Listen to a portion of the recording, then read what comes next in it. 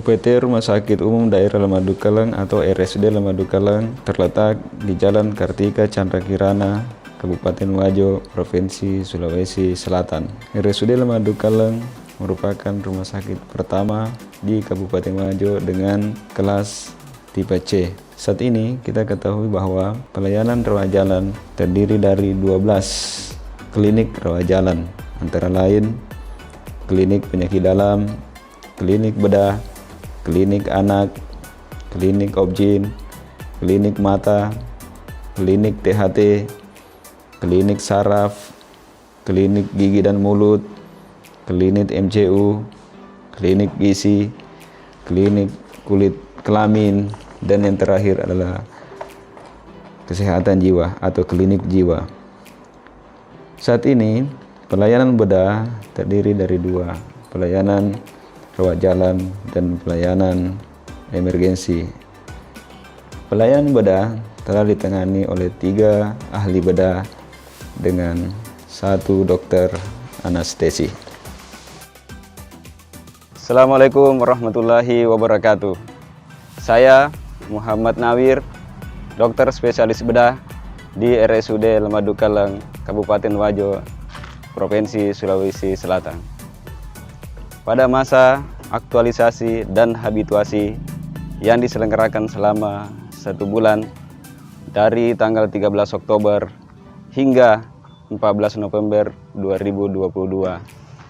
Rencana saya akan mengangkat sebuah gagasan, yakni optimalisasi pelayanan pre-anestesi pasien bedah RSUD Lemadu Keleng.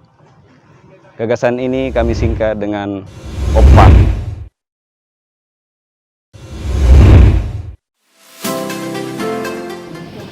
Kita rasanya dokter Roisa, yang penting bukan faktor dari kita. Ya, tidak apa-apa di dalam milenya, tapi mungkin ada faktor dari kita dokter. Ya, ini sudah masuk. Termasuk yang dimaksud ini dokter, bukan saja dokter, termasuk juga kasih objek dokter. Iya, termasuk. Cuma karena baru pionir ini. Kegiatan aktualisasi ini terdiri dari 7 kegiatan. Pertama, persiapan pelaksanaan kegiatan aktualisasi yang terdiri dari 4 tahapan. Pertama, menemui dan melakukan pertemuan dengan pimpinan dan mentor. Kedua, melakukan konsultasi kepada pimpinan atas rencana kegiatan aktualisasi yang akan dilaksanakan. Ketiga, mencatat masukan dan arahan yang diberikan pimpinan untuk persiapan aktualisasi. Keempat, meminta persetujuan pimpinan atas aktualisasi yang akan direncanakan. Kegiatan kedua pada aktualisasi ini yakni pembuatan rancangan ruangan konsultasi di area kamar operasi dengan tahapan sebagai berikut. Izin kepada Kepala Instalasi Bedah Sentral. Kedua, membuat denah ruang konsultasi anestesi. Ketiga, usul pembuatan alur atau SOP pasien pre-anestesi. Perbedaan mendasar pelayanan pre-anestesi sebelumnya adalah sebagai berikut. Dulu pasien yang tidak terdiagnosa di poli bedah yang akan menjalani operasi itu langsung diopname, dirawat inapkan.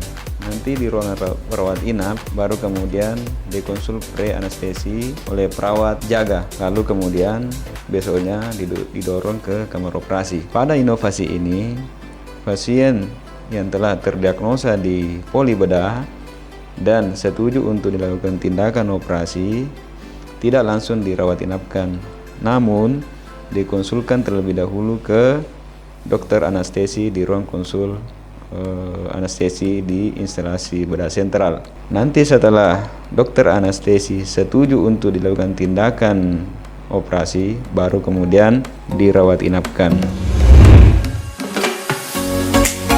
Kegiatan ketiga pada aktualisasi ini yaitu pembuatan ruang konsultasi dengan tahapan kegiatan.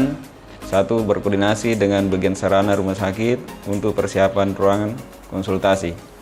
Kedua, menyiapkan label ruangan konsultasi. Ketiga, menyiapkan perlengkapan sarana. Yang keempat, mengatur tata letak perlengkapan ruangan konsultasi.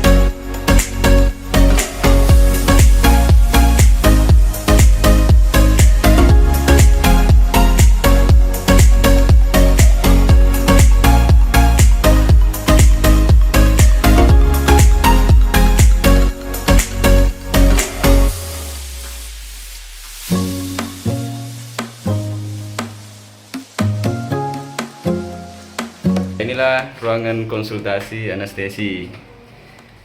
Jadi pasien dari poli yang sudah selesai operasi dari bedah, kemudian dikonsultasikan ke dokter anestesi. Disinilah diperiksa di ruang konsultasi ya. Meja pemeriksaan, tempat tidur pemeriksaan pasien. Ini meja pemeriksaan, ini tempat baca foto.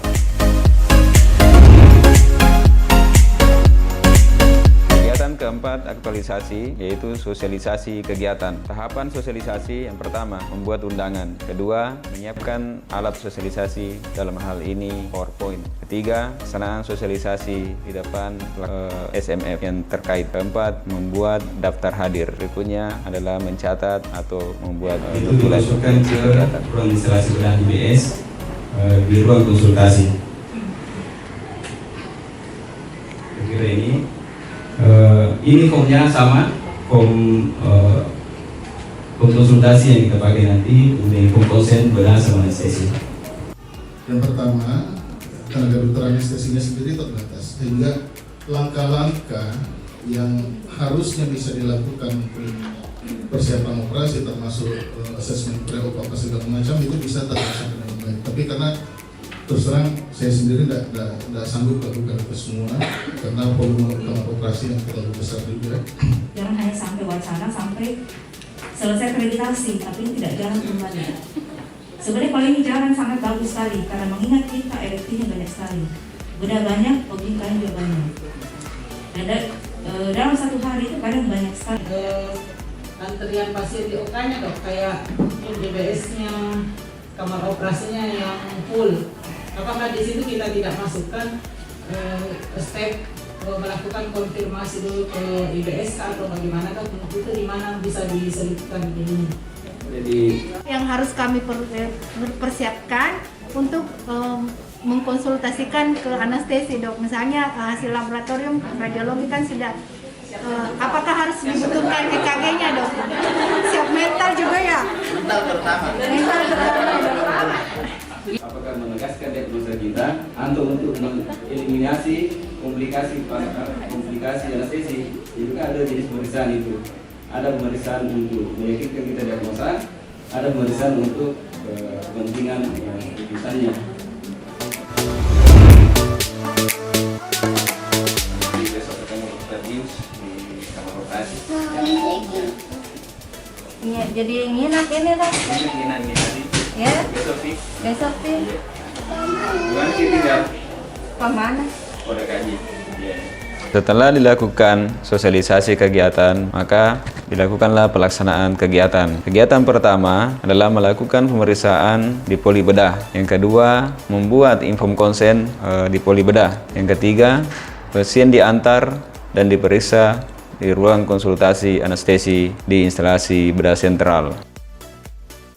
Itu untuk mengantisipasi jangan sampai memang dia butuh ditidurkan. Ya, karena sebenarnya satu aja masalahnya kalau dia puasa, satu dia minta masuk keluar pabrik bisa berspesialisasi. Jadi kita puasa. Masa temannya untuk jauh? Oke, bisa ya? Oke, hebat. Mohon maaf, namanya ibu siapa? Rohani. Ibu Rohana ya.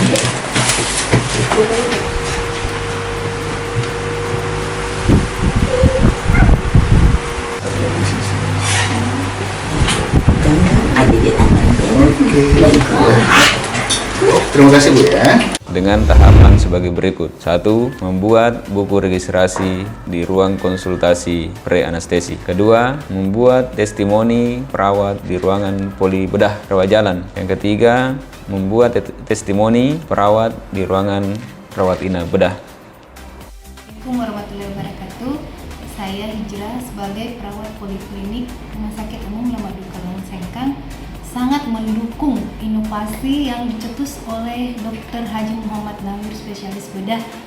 Inovasi itu adalah konsultasi pre-anestesi pasien rawat jalan, di mana pasien yang terencana operasi bisa bertemu langsung dengan dokter anestesi sebelum pasien tersebut masuk ke ruang perawatan. Inovasi ini sangat-sangat positif, banyak positifnya, positif bagi pasien pada umumnya dan petugas kesehatan sendiri pada khususnya. Dan inovasi ini juga sebagai salah satu upaya untuk mendukung peningkatan pelayanan Rumah Sakit Umum Lamadukeleng Sengkang mencapai kepuasan pasien yang optimal. Terima kasih. Assalamualaikum warahmatullahi wabarakatuh. Assalamualaikum warahmatullahi wabarakatuh. Saya Ayu Agustiani sebagai perawat di perawatan Saira Bedah sangat mendukung dengan inovasi yang dibuat oleh Dr. Haji Muhammad Nawir, SPB. Adapun inovasi itu adalah konsultasi pre-anestesi pasien rawat jalan, di mana pasien yang direncanakan operasi bertemu langsung dengan dokter yang akan melakukan anestesi sebelum pasien tersebut masuk ke ruang perawatan. Inovasi ini sangat positif karena dapat meminimal penundaan di kamar operasi. Kemudian ini dapat memberikan hal positif pada pasien pada umumnya, begitupun dengan tenaga kesehatan pada khususnya. Inovasi ini juga merupakan salah satu upaya peningkatan pelayanan di Rumah Sakit Lamadukeleng. Sekian pernyataan saya. Assalamualaikum warahmatullahi wabarakatuh. Bismillahirrahmanirrahim. Assalamualaikum warahmatullahi wabarakatuh. Saya Hasrul Yadi, Eskepners, selaku Kepala Ruangan Instalasi Bedah Sentral UPT RSUD Lamadukeleng Kabupaten Wajo, sangat senang dan mendukung penuh kegiatan aktualisasi Dr. Haji Muhammad Nawir, MKes SPB, yakni pembuatan ruang konsultasi dan usulan pembuatan SPO pre-anestesi pasien bedah. Kegiatan ini sangat positif karena pasien bisa ketemu langsung dengan dokter anestesi. Adapun tujuannya yakni pasien dapat menjalani pembiusan dan pembedahan yang lebih optimal, serta angka penundaan operasi di kamar operasi terkait dengan komorbid yang ditemukan bisa diminimalisir. Demikian pernyataan yang saya sampaikan. Terima kasih. Wabillahi taufiq wal hidayah. Assalamualaikum warahmatullahi wabarakatuh. Kegiatan ketujuh atau kegiatan terakhir pada aktualisasi ini yaitu pelaporan hasil kegiatan aktualisasi dengan tahapan sebagai berikut. 1.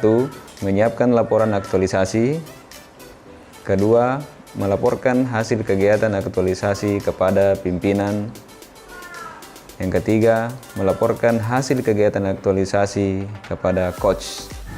Saya serahkan laporan aktualisasi saya ini yang berjudul OPA, Optimalisasi Pelayanan Pre-Anestesi Pasien Bedah Rumah Sakit Umum Daerah Lamadukeleng Kabupaten Wajo. Mudah-mudahan inovasi ini atau gagasan ini bisa bermanfaat ke pasien kami di RSUD ini dan meningkatkan mutu rumah sakit. Terima kasih.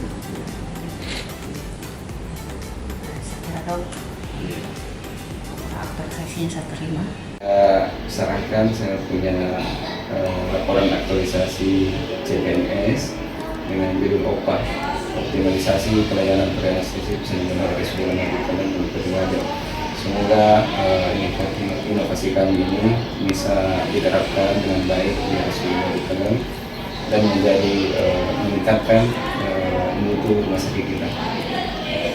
Saya terima. Saya serahkan laporan aktualisasi saya OPA, Optimalisasi Pelayanan Pre-Anestesi Pasien Bedah RSUD Lamadukeleng. Semoga inovasi kami ini bisa menambah mutu rumah sakit, mutu pelayanan pasien bedah RSUD Lamadukeleng.